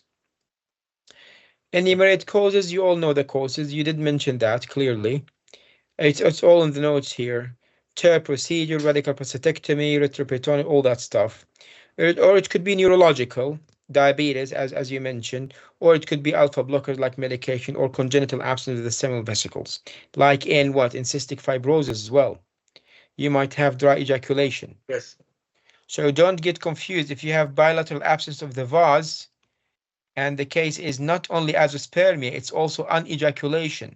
Yeah. Remember, with bilateral absence of the vase, there is 90% chance, 60 to 90% chance of absence of the seminal vesicle. Yep. So don't get confused in the case. Yeah, exactly. Mr. Rakan, question. Go ahead. How about patients with the prostatectomy? How about their ejaculation? What do you mean? He will have retrograde ejaculation, obviously. Their seminal vesicles are out, isn't it? Yeah. So sorry, there is no ejaculation. What are you talking? Of course, there is no. That's the first. That's the first in the Bowes leaflet. That's the first thing. It's 100%. It says no semen ejaculation. Obviously, yeah. But you can still you will do assisted reproductive technique. Obviously. Sure. How would you do it?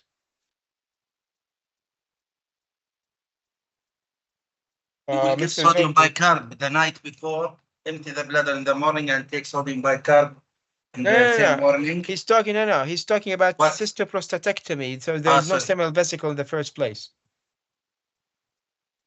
You can have PISA. You can PISA. PISA, very good. Well done.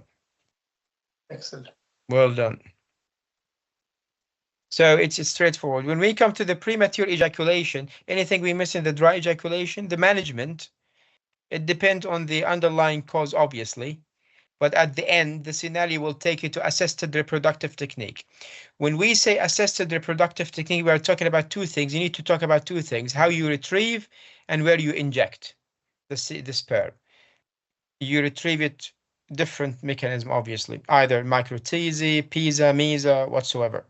And how would you proceed with the injection? Either you inject it in the ovum, like EXI, or with in the Petri dish, like in the IVF, or in the uterus, like insemination. So you need to talk about retrieval and injection. So what about the electrovibrator or stimulator?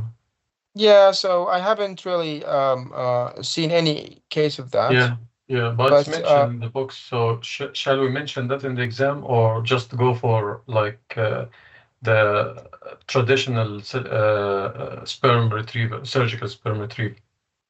Well, that's a good question. I don't know the answer for that, to be fair. We can look it up, unless we have an andrologist here, because guidelines, so the flow chart for the exam doesn't include this procedure or this technique. But again, if you do it in your practice and you have done it, you can mention it. No, I have no like experience. Yeah, but I wouldn't really mention it, because we have the flow chart of these cases. It's not mentioned. So I wouldn't really mention it unless I do it in my practice, so I can defend myself. He might ask you about the technique itself, how we do it. So you don't want to go through that path.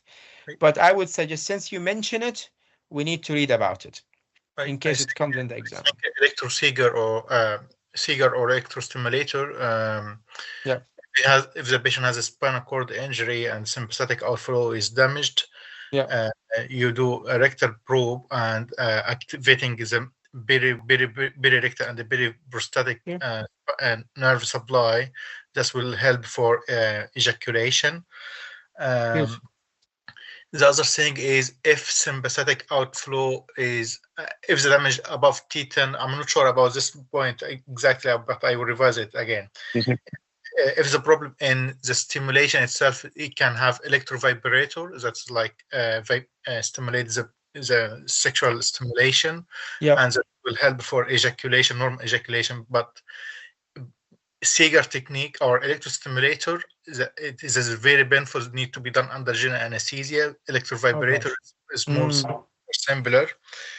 But you need to clarify at what level of the spinal cord injury. If it is sympathetic impairment, autonomic dysreflexia can happen. Yeah, absolutely. T10, you need to check if it's above T10. T6, you mean? T6, yeah. So, Rakan, according to the NICE, you can either consider either electro stimulation or vibration, or the assisted reproductive techniques. So yeah, we can mention those, but it says to correct any cause, like if he's taken any medications. If that has failed, you can consider either of those options. Brilliant, guys. Well done. Thank you. Can I ask a question, Rakan? Tell me. When would you consider testicular biopsy in the context of azoospermia? No, nothing. No testicular biopsy, really. You don't do testicular biopsy at all. Anyone knows otherwise, guys? Any indication in the exam mention about testicular biopsy? Does he mean testicular sperm extraction, like TZ? No. He means no. I don't think you mean TZ. Do you mean TZ? No, not TZ. No. No, you mean biopsy, like we used to do 10 years ago, right? Yes. Long time ago. No, we don't do that anymore. To rule out testicular cancer or intratesticular neoplasia. You mean that? No, we don't do testicular biopsy for cancer anyway. That's why in the context of azoospermia. No, because long time ago, whenever there's azoospermia, we do testicular biopsy to see if there's sperm or no sperm. If there's sperm, So it's not, it is obstructive. If there is no sperm, it's testicular. That's long time ago, like 10 years ago or 15 years ago. We used to do it in Egypt as well. It's not a biopsy. It's not like a true cut biopsy. Or no, it's like you do an incision, you squeeze the testicle, and you just take probably 30 or 40 grams of wheat. Obviously, nobody does that anymore. Very well done. Premature ejaculation. I don't think it has ever come in the exam, really. I don't know. But you need to mention, so you did talk about everything really in the premature ejaculation. I would also emphasize to mention the intra-vaginal ejaculatory time, this term, and whether if it's, you mentioned that if it's acquired, No. Say that again? I did not mention it. Yeah, I know. I said if it's better to mention this term, the intravaginal ejaculatory latency time. You know, the IELTS exam, it's IELT, yes. IELT, intra-ejaculatory vaginal latency time. And you mentioned 1 minute if it's long life, or 3 minutes if it's acquired. Sometimes it's idiopathic, and sometimes it's neurological. Sometimes it's associated with hypothyroidism, with depression. And the treatment is basically how you approach the patient. Psychosexual assessment and treatment is always advised. It's always preferable to have both partners together. And this is usually applied in all andrology and sexual related conditions. Then we start with some sort of behavioral technique, like stop and squeeze, like and then you jump to a more medical treatment like dapagliflozin or selective serotonin reuptake inhibitor with different medication. There are some studies mentioned on the notes about the selective serotonin reuptake inhibitors. You can use them in your exam. It's better to support with evidence, really, but nothing more. I think we covered all the andrology cases. Probably there are maybe few cases about infertility we haven't covered, like patient with cystic fibrosis, but it's still straightforward. Like, so can someone tell me about the hormones and the semen of a patient presented with cystic fibrosis as in the exam, and what's the management for that? Just to make sure we covered everything. It would be obstructive azoospermia. Yeah. Yeah. And what about the hormones? Normal hormonal profile. And what is the assisted reproductive technique for that? It would be PISA. Very good. Yeah, that's simple. It's easy. So that's, so you talked about the retrieval. Again, Always remember, again, you might have low volume and low fructose because there is association with the low absent of seminal vesicles. Yeah, of course. It could be azo. It is definitely azo, but it could be associated with low volume. That's true. Well done. Okay. And sometimes it's completely absent seminal vesicles. Okay, 5-7% complete absence. So he will have no ejaculation at all. So don't get confused. However, it's unlikely in the exam to be this tricky, usually. And don't forget, Ahmed, whenever you mention assisted, you need to talk about the retrieval and how would you proceed. So you mentioned PISA, and then you offer the options, either if we have less than 1 million, more than 30 mil, etc. You need to know about that. You need to talk about both. Okay, boss. If you have a patient with oligospermia, okay? Yeah. And he's infertile. Let's say it's 11 million per mil, and he's infertile, and you need to do assisted reproductive technique. How would you retrieve the sperm? Normal semen ejaculation. Okay, good. Believe it or not, sometimes candidates just get confused and mention like T's or micro T's, etc. So just need to find the cause for the oligo. If he has like correctable definitely, codes, 100%. Yeah, of course. Yeah, I just jumped this because I just wanted to tell you about this specific scenario. But yeah, of course, if you always try to treat conservatively before you jump to the surgical intervention, and you always try to find the cause of the abnormal sperm before you jump to conclusions. Any questions, guys?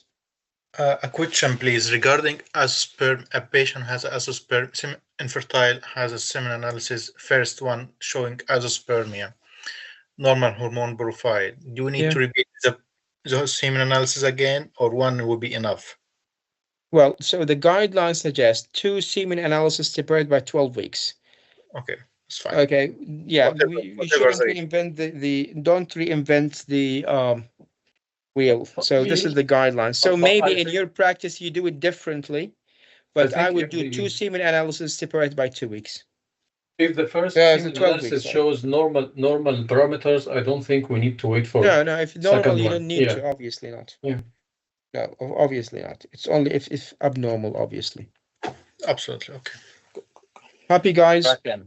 Yeah. I have a question about the karyotyping in azoospermia patients. Yeah. Okay. Should we mention the cystic fibrosis gene for everybody, or only if it is absent vase, unilateral at least? No. So if there is severe oligospermia, I would mention it. The reason for that is examination. Say that again. If he has bilateral palpable vase, I would mention it. Because there might be in 3 to 5%, I think, there might be both vase, but very atrophic vase and very atrophic seminal vesicles with cystic fibrosis. So in cystic fibrosis, not 100% absence vase. It could be atrophic vase. So I would mention it with any severe oligospermia. I would mention the karyotyping, and I would investigate for cystic fibrosis. Okay, another question. Yeah. In some scenarios, I understand we must mention karyotyping of the partner and counseling about cystic fibrosis in children. When do we say that? Well, so if the patient is diagnosed with cystic fibrosis, you need to tell the examiner, you need to show the examiner that you know that it's transmitted to the offspring. And you need to tell the patient on that this disease will be transmitted to the offspring. But the point of investigating his kids at this age, the children's age, no, I wouldn't obviously go for that. Probably in the future. But the point is, you need to know that this disease is transmitted to the next generation. I think somebody did I answer your question, or your question was a bit like? Yeah, I was asking. Some people say if the karyotyping of the patient is, what do you call it? Like it's autosomal recessive gene. Yeah. So if he's not a carrier, if he's like a diseased, we should do karyotyping for his wife, because if she's a carrier, the children will be affected. Yeah, I know what you mean. You get what I mean? Yeah, I don't really know the answer for this, to be fair. So I think even if he's a carrier, we need to do karyotyping for the partner. Even if he's a cystic fibrosis carrier, we need to test the partner. Yeah, I think so. Because even if he's a carrier and the partner is a carrier, there's like definitely. A 25% chance the kids will carry the gene. So regardless of so you should mention partner. Yeah, but that's correct. But this is not your job anyway. This is not your job, guys. Yeah, exactly. This is not your job. So you would refer him to the genetics, probably. Correct. Yeah, I don't think you will go this deep into the questions, but it's nice to know these things because it will make you very confident. Any other like all other questions will be easy for you if you go this deep. But it will be the genetic job, like department job. You can refer him to them really. Any more questions, guys? So I can just ask the question about the one with infertility and how many millions? You say oligospermia. What's the best? So oligospermia is less than 15 million per milliliter. Yeah, I think yeah. And severe oligo is less than 10 million per milliliter. Okay, so what's the best way with the artificial reproductive technique for such patient? What do you mean? What do you mean artificial reproduction? You mean assisted? Yeah. So, assisted, yeah. Yeah. So assisted reproductive technique is indicated, like it depends on the case really. So if you first of all, you need to retrieve a sperm, right? So if you have a patient with azoospermia, so you need to retrieve a sperm. If you have a patient with no azoospermia, like oligo, or you have sperm, you don't need to retrieve. You will retrieve sperm with ejaculation. As simple as that. So you don't really need to retrieve sperm. Yeah, I think So the question. Exactly. So if you have azoospermia, so you need to talk about retrieval and how you inject the sperm. If you have patient with ejaculation, you just need to talk about how you inject the sperm. Are you gonna inject it because even if you have ejaculation, you might have bad morphology, immotile. So you can just pick one single good sperm. You need to do exe with it. So you need to know how to inject those sperms in different types of scenarios, if you know what I mean. Yeah. Thank you. That's clear. Okay. Just update for the team. We have a new WHO semen analysis verification. So that regarding the concentration, it used to be 15 million. Now it is 16 million. Okay. And motility decreased from 32 to 30. So just this is when was that? Because until November last year, it wasn't that. It is WHO 2021. Is it? Yeah, I know it is. I know it's 4 years, but I just found it. Okay, just double check because we have been doing this for 4 years wrongly. So I will double check it as well with you, just to make sure we're not. I think it's 13. I think 13. I think it was 13. I think 2021. The WHO. 20. Yeah, it is updated actually. Yes, it's right. Yeah. I will share in the group, guys. What do you think, Mustafa? God, do you think what's the parameters you have? What Ahmed's saying is, I'm kind of aware that the WHO 2021, but to be honest, it didn't change much. It just like from 15 to 16, from 32 to 30, something like that. But fair enough. I think if you say 15 or 32, no one will say this is wrong. Yeah, I agree. Okay. Yeah. So did you think it's 15 to 16? Yeah. Is that what? Okay. Just in case. Well, to be fair, most of the textbooks say just 15. And when we did our exam like 2 years ago or 1 year and a half ago, it was like we mentioned it's 15. But again, if you have a guideline suggesting different things, just go with the guideline, obviously. I remember this had been raised in when we were doing the BAUS Viva course. Yeah. They say that you could use the old one. That's the problem. No one will. Yeah, exactly. As Mustafa mentioned, like 16, 15 is not really a big difference. Good, guys. So I think next session will be stones. We need to finish stones and UTI so we can go to do female and then go back to oncology again. We'll keep repeating everything. And we will have a session on neurodynamic as well with the female. If you're happy with that. So can I have just one last thing? I was told that this some examiners can ask you when you take it lightly, when you say I can do IVF or XC, because XC is a very complicated procedure and it costs a lot, and not every patient is or every couple are eligible for NHS funding. Yeah. So you need to consider the cost. If you can go for IVF and the patient is eligible for IVF, then I would try IVF first before going to XC because it's a very complicated 100%, procedure. But there are very strict indication for XC. Like if you have abnormal morphology, complete no heads. So he can't, the sperm cannot penetrate, so you can't leave him in a dish with the ovum. It will be like doing nothing. Or if there's severe oligo, it won't be functional. I mean, if the patient is eligible for IVF, of course, then you would go for IVF because it's less cost. 100%, no doubt. I agree with you.